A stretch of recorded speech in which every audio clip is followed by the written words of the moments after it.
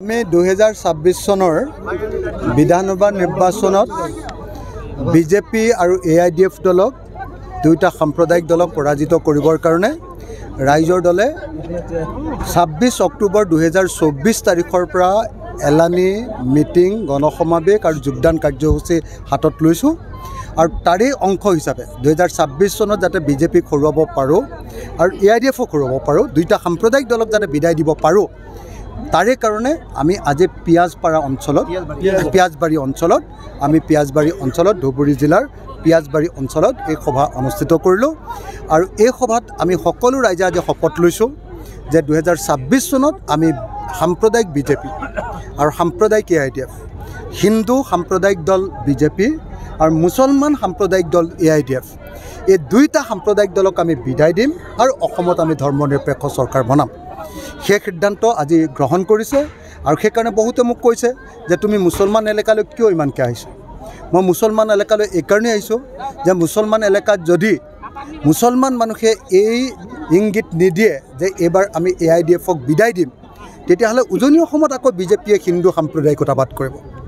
সেইকাৰণে নামনি অসমৰ মুছলমান মানুহে যে এইবাৰ AIDFক বিদায় দিবলৈ সিদ্ধান্ত লৈছে সেই কথাটো উজনিৰ ৰাইজক জনাবৰ কাৰণে মই মাজে মাজে নামনি অসমলৈ আহি আছোঁ আৰু নামনি অসমৰ মুছলমান ৰাইজে মোক স্পষ্টকৈ কৈছে যে AIDFক আমি কোনো পধ্যে এবাৰ ভোট নিদিওঁ AIDF এবাৰ অসমত নীল মাৰিব বুলি মোক মানুহে কৈ আছে গতিকে মই উজনিৰ ৰাইজক ক'ব খুজিছোঁ উজনিৰ ৰাইজে সকলোৱে জানি লোৱা দৰকাৰ যে মুছলমান ৰাইজে মুছলমান সাম্প্ৰদায়িক দল AIDFক বিদায় দিব খুজিছে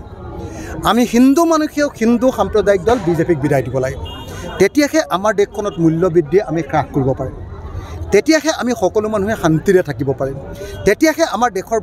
সম্পদ বিক্ৰী নাইকিয়া হ'ব তেতিয়াহে আমি হিমন্ত বিশ্ব শৰ্মাৰ নিচিনা হঠকাৰী স্বৈৰতান্ত্ৰিক হিটলাৰী বাক স্বাধীনতা হৰণ কৰি দিয়া মানুহৰ কণ্ঠৰুদ্ধ কৰি দিয়া এজন মুখ্যমন্ত্ৰী যি নিজকে ৰজা বুলি ভাবে তেওঁক আমি শাসনৰ পৰা খেদিব পাৰিম সেইকাৰণে মই এনেকৈ এই গণসমাবেশবিলাক অনুষ্ঠিত কৰি অসমত এখন ধৰ্মনিৰপেক্ষ চৰকাৰ প্ৰতিষ্ঠা কৰিবৰ কাৰণে সকলো বিৰোধী দলক একলগ কৰি কংগ্ৰেছ ৰাইজৰ দল আপোনাৰ AJP CPI CPM CPIML সকলো বিৰোধী দলক একলগ কৰি এখন ধৰ্মনিৰপেক্ষ চৰকাৰ গঠন যে কি কয় AIDFটো অভিযোগটো কৰিবই কাৰণ সকলো মানুহে এইটো এষ্টাব্লিছ এটা সত্য এইটো এটা প্ৰতিস্থাপিত সত্য যে AIDF বিজেপিৰ বি টিম এতিয়া AIDFটোক আমি একেবাৰে নামনি অসমৰ মুছলমান ৰাইজৰ পৰা লোকসভা নিৰ্বাচনত মোটামুটি নাইকিয়া কৰি দিলোঁ বৰাকতো নাইকিয়া কৰি দিলোঁ নামনি অসমতো নাইকিয়া কৰিলোঁ যিকণ আছে সেইকণৰো শিপা খান্দিবৰ কাৰণে মই ইয়ালৈ আহি আছোঁ সকলোৱে জানে AIDFৰ শিপাখিনি খানি নাইকিয়া কৰি পেলাবৰ কাৰণে মই ইয়ালৈ আহি আছোঁ যাতে পঞ্চায়ত ইলেকশ্যনত AIDF আকৌ উঠি আহিব নোৱাৰে যাতে 2026 চনত ইয়াৰ পৰা এজনো AIDFৰ বিধায়ক জিকিব নোৱাৰে সেইকাৰণে মই এনেকৈ একানপতীয়াকৈ মুছলমান সাম্প্ৰদায়িক দল AIDFৰ বিৰুদ্ধে লাগি থকাৰ কাৰণে আৰু হিন্দু সাম্প্ৰদায়িক দল বিজেপিৰ বিৰুদ্ধে লাগি থকাৰ কাৰণে এই দুইটা সাম্প্ৰদায়িক দলে মোক আটাইতকৈ ডাঙৰ শত্ৰু বুলি লয় আৰু তেওঁলোকে সদায় মোৰ বিৰুদ্ধে বদনাম উলিয়াব খোজে সকলোৱে জানে যে বিজেপি চৰকাৰখন হ'ল এখন সাম্প্ৰদায়িক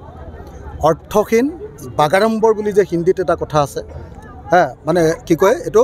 বকবাছ বুলি যে কয় বাগাড়ম্বৰ অসমীয়াত বাগাড়ম্বৰ হিন্দীত যে কয় বাকবাছ এইখন বকবাছ চৰকাৰ অকল কথা কয় কামত নাই আজিৰ দিনটো 9 তাৰিখ নহয়নে 8 তাৰিখ আজি 8 এপ্ৰিল তাৰিখলৈকে মাৰ্চ মাহৰ দৰমহাটো এতিয়ালৈকে দিব পৰা নাই আজিৰ দিনটো PWD ডিপাৰ্টমেণ্টৰ ঠিকাদাৰক 8,000 কোটি টকা দিবলৈ বাকী থাকে 31 মাৰ্চৰ ভিতৰত 8,000 কোটি টকা দিব লাগিছিল 8,000 কোটি টকা দে 800 কোটি নহয় 8,000 কোটি টকা দিব লাগিছিল 8,000 কোটি টকাৰ 15% দিম বুলি মুখ্যমন্ত্ৰীয়ে ক'লে চাইনো কৰি দিলে কিন্তু কোষাগাৰ তেজাৰীলৈ গৈ দেখিলে যে পইচা নাই মাত্ৰ 7% দিলে 8,000 কোটি টকাৰ 560 কোটি টকা দিলে বাকী টকা দিব নোৱাৰে গতিকে ঠিকাদাৰে এবাৰ বিহু খাব নোৱাৰে ঠিকাদাৰৰ পইচা নথকাৰ কাৰণে উন্নয়ন স্তব্ধ আনহাতে PHC জল জীৱন মিছনৰ অধীনত 12,000 প্ৰায় 12,000 কোটি টকা ঠিকাদাৰক দিবলৈ বাকী আছে জল জীৱনৰ ঠিকাদাৰেতো ইতিমধ্যে সুইচাইড কৰা আৰম্ভ কৰিছে চাকৰিয়ালক দৰমহা দিব পৰা নাই ঠিকাদাৰক নিজৰ প্ৰাপ্য টকাখিনি দিব পৰা নাই জল জীৱন মিছন ধ্বংস হৈ গৈছে জলসিঞ্চন ডিপাৰ্টমেণ্ট সকলো ডিপাৰ্টমেণ্ট মিলি এতিয়া এই চৰকাৰে অতি কমেও ৩৫,০০০ কোটি টকা অকল ঠিকাদাৰক দিবলৈ বাকী আছে ৩৫,০০০ কোটি টকা গতিকে সাংঘাতিক ধৰণে এই চৰকাৰখন দেউলীয়া চৰকাৰ এই চৰকাৰখন লাওলোৱা চৰকাৰ পৰিণত হৈছে চৰকাৰ মুখ্যমন্ত্ৰী উপায় নাই যে অসমৰ মানুহে হাল্লা লগাব সেইকাৰণে বিহুৰ সময়ত তেওঁ লুকাই থাকিবৰ কাৰণে নেদাৰলেণ্ডলৈ গৈছে আপুনি কংগ্ৰেছক আমি দেখিছোঁ যে তেওঁলোকে কি কৰে আমি উপনিৰ্বাচনত দেখিলোঁ ২১ চনৰ উপনিৰ্বাচন ৩খন উপনিৰ্বাচনৰ আসন খালী হৈছিলে এখনো এৰি দিব নোখোজিলে তাৰপিছত আকৌ এম পি ইলেকশ্যন হ'ল ২০২৪ চনত ২০২৪ চনৰ এম পি ইলেকশ্যনত ১৪খনৰ ভিতৰত ১৩খনত অকলে খেলিলে তাৰ ফলস্বৰূপে অকল ৩খনত আমি জিকিবলৈ সক্ষম হ'লোঁ মানে তেওঁলোকে এৰি দিব নোখোজিলে তাৰপিছত আকৌ ২০২৪ চনত এইটো হেৰি হ'ল কি কয় আকৌ উপনিৰ্বাচন হ'ল ৫খন আসনৰ কাৰণে ৫খন আসনৰ ভিতৰত অকলে ৫খন খেলি দিলে তাৰ ফলস্বৰূপে কি হ'ল আকৌ কংগ্ৰেছ ৫খনতে হাৰি গ'ল আমি সহযোগিতা নকৰিলোঁ এতিয়া আমি কৈ আছোঁ যে পঞ্চায়ত নিৰ্বাচনত আপোনালোকক আমি ভোট দিম আপোনালোকৰ হৈ কেম্পেইন কৰিম কিন্তু কংগ্ৰেছে ভয় কৰি আছে যে আমি কিজানি পঞ্চায়ত নিৰ্বাচনত আসন বিচাৰিম ভূপেন বৰা ডাঙৰীয়াই মুখেৰে কৈ আছে যে আমি ডিষ্ট্ৰিক্ট লেভেলত মানে বুজাবুজি কৰিবলৈ কৈছোঁ ডিষ্ট্ৰিক্ট কমিটিবিলাকে কৈছে যে আমাক কোনো পধ্যে বুজাবুজি কৰিবলৈ কোনো নিৰ্দেশ দিয়া নাই যাৰ ফলস্বৰূপে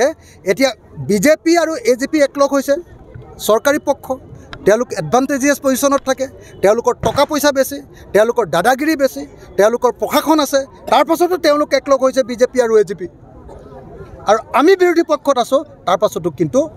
কংগ্ৰেছ টিঙৰ পৰা নমা নাই কংগ্ৰেছে এতিয়ালৈকে বুজাবুজি কৰা নাই কংগ্ৰেছে অকলে নিৰ্বাচন খেলি আমাৰ বাকী দলবিলাকক হৰুৱাব খুজিছে যাতে ২০২৬ চনত আমাৰবিলাকক বিধানসভাত কম চিট দিব পাৰে এই যে বেলেগক মানে বন্ধুবিলাকক একেলগে ইলেকশ্যন খেলা বন্ধুবিলাকক ঐক্যমঞ্চৰ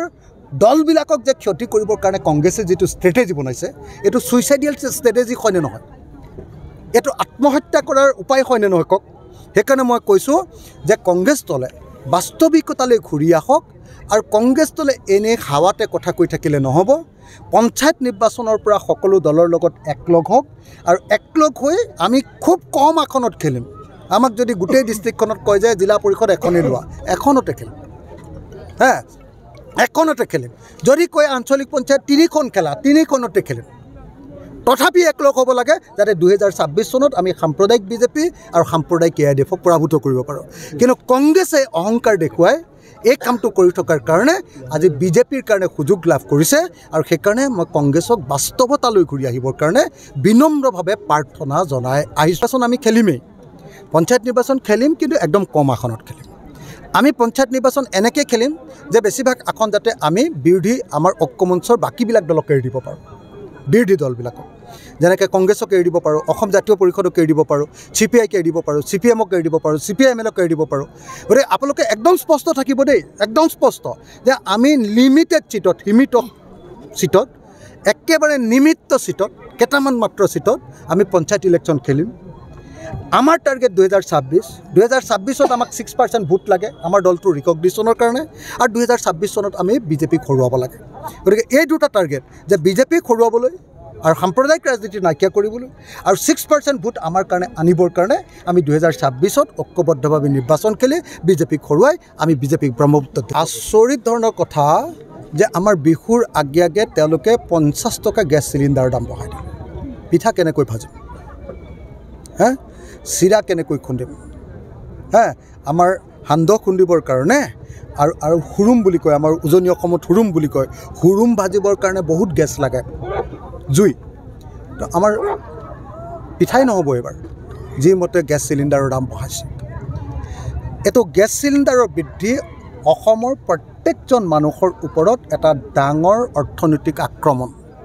আৰু পেট্ৰল ডিজেলৰ দাম যে ২ টকাকৈ বঢ়াইছে ২ টকা ডিজেলৰ দাম বঢ়োৱা মানে পিঁয়াজৰ দাম ১ টকা বঢ়োৱা আলুৰ দাম ২ টকা বঢ়োৱা কাৰণ সকলোৱে জানে যে এই ডিজেলৰ ওপৰত ভিত্তি কৰিয়ে আমাৰ ৰেল চলে ডিজেলৰ ওপৰত ভিত্তি কৰিয়ে আমাৰ ট্ৰাক চলে ডিজেলৰ ওপৰত ভিত্তি কৰিয়ে আমাৰ জাহাজ চলে পৰিবহণ ব্যৱস্থাটো বহু পৰিমাণে ডিজেল আৰু পেট্ৰলৰ ওপৰত নিৰ্ভৰশীল গতিকে পেট্ৰল ডিজেলৰ দাম বৃদ্ধি কৰি দিয়া মানে সকলো বস্তুৰ দাম বৃদ্ধি হোৱা আৰু তৃতীয় কথা ঔষধৰ মূল্য বৃদ্ধি মানে মানুহক মাৰিবলৈ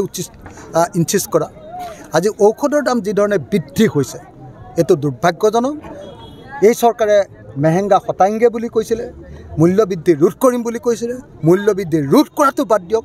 মূল্যবৃদ্ধি ৰোধ কৰাৰ পৰিৱৰ্তে মূল্য যিমান আছিলে তাতে ৰাখিবও পৰা নাই, মূল্য সাংঘাতিক ধৰণে ৰকেটৰ নিচিনাকৈ আকাশলৈ উপৰি লৈ গৈছে। গতিকে এই চৰকাৰক মূল্যবৃদ্ধিৰ বিৰুদ্ধে সমগ্ৰ অসমবাসীক প্ৰতিবাদ সাব্যস্ত কৰিবৰ কাৰণে আৰু এই চৰকাৰখন যে জনগণ বিৰোধী এখন চৰকাৰ সেই কথাটো বুজি উঠিবৰ কাৰণে মই অসমৰ জনগণক আহ্বান। কংগ্ৰেছৰ এইটো বিৰাট ডাঙৰ প্ৰব্লেম, নিজৰ ভিতৰত কাজিয়া। আজি আমি ইমান দিন ধৰি একলগ হৈ যাব পাৰিলোহেঁতেন। ভূপেন বৰা ডাঙৰীয়াই একলগ হোৱাটো বিচাৰে, আকৌ তাৰপিছত আপোনাৰ যেতিয়াই ভূপেন বৰা ডাঙৰীয়াই একলগ হোৱাটো বিচাৰে, প্ৰদ্যুৎ বৰদলৈ একলগ হোৱাটো নিবিচাৰে। যেতিয়া গৌৰৱ গগৈ কিবা এটা কথা কয় বেলেগ এজনে বেয়া পায়, যেতিয়া ভূপেন বৰাই কিবা এটা কথা কয় আন এজনে বেয়া পায়। এই কাজিয়াখনৰ কাৰণে আচলতে আমাৰ ইউনিটিটো হোৱাগৈ নাই। বহুতে ভাবি আছে যে আমাৰ নিজৰ ভিতৰত এই দলবিলাক কংগ্ৰেছ আৰু আমাৰ মাজত কিবা কাজিয়া আছে নেকি, বেলেগ বেলেগ দলৰ মাজত। আমাৰ বেলেগ বেলেগ দলৰ মাজত কাজিয়া নাই কংগ্ৰেছৰ লগত। কংগ্ৰেছৰ কাজিয়াটো কংগ্ৰেছৰ ভিতৰৰে। ভূপেন বৰাই বিচাৰিলে বেলেগে মানে একতাটো নিবিচাৰে আৰু বেলেগবিলাকে বিচাৰিলে আকৌ বেলেগে নিবিচাৰে। গতিকে এইটো কংগ্ৰেছৰ ভিতৰত থকা অন্তঃকণ্ডলৰ কাৰণে আমাৰ যিটো ইউনিটি, আমাৰ যিটো একতা, আমাৰ সকলো দলৰ যিটো ঐক্যবদ্ধ শক্তি, এইটো আমি ঐক্যবদ্ধ হ'ব পৰা নাই। কংগ্ৰেছৰ ভিতৰৰ এই একতা একমাত্ৰ এজন মানুহেই এইটো ঠিক কৰি দিব পাৰে, তেওঁ হ'ল ৰাহুল গান্ধী।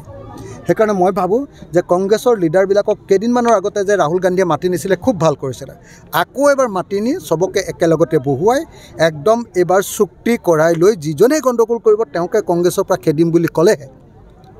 কংগ্ৰেছ দলটো আগুৱাই যাব পাৰিব। নহ'লে সদায় এনেকৈ